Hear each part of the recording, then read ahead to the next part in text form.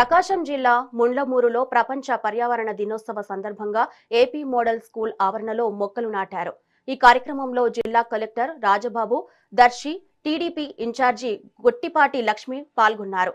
భవిష్యత్ తరాలకు స్వచ్ఛమైన, హరితమైన వాతావరణాన్ని అందించాలంటే పర్యావరణ పరిరక్షణ అవసరమని లక్ష్మి తెలిపారు. ప్రతి ఒక్కరూ తమ వంతు బాధ్యతగా తీసుకొని మొక్కలు నాటాలని సూచించారు.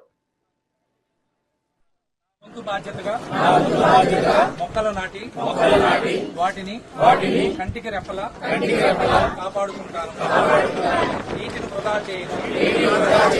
భూగర్భ జలాలను పరిరక్షించడానికి నీటిని పొదుపుగా వాడుకుంటాను.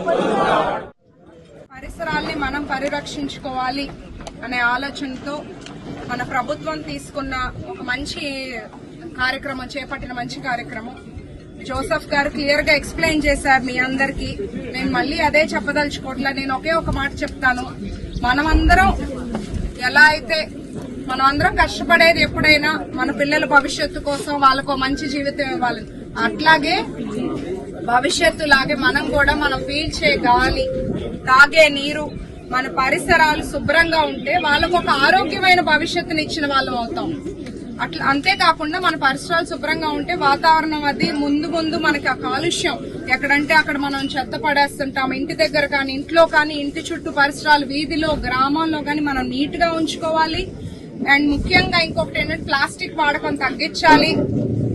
కొద్దిగా నీటి పొదుపు చూసుకోవాలి. అండ్ ఈ మధ్య ఒకటి ఇన్సిడెంట్ జరిగింది మనకి పొలం దగ్గర వ్యర్థ పదార్థాలు కాల్చడం వల్ల మనకి ఏంటంటే అది కాలుష్యం ఒకటి, ప్లస్ మన ప్రాణాలకు కూడా హానికరం. ఒకళ్ళని మన పార్టీ వాళ్ళని, మన ప్రజలు మన ముఖ్యమైన వాళ్ళని కోల్పోయాము. అలా జరగకూడదు. మనం సరౌండింగ్స్ మీద మనం అవగాహనతో ఉండాలి. ప్లస్ ఈ రోజు ఈ చేపట్టిన కార్యక్రమం ఏంటంటే గవర్నమెంట్ తీసుకున్న ఒక నిర్ణయం, కలెక్టర్ గారు ఎంతో చక్కగా వచ్చి స్టార్ట్ చేశారు. ఇది ఒక ఇనిషియేటివ్.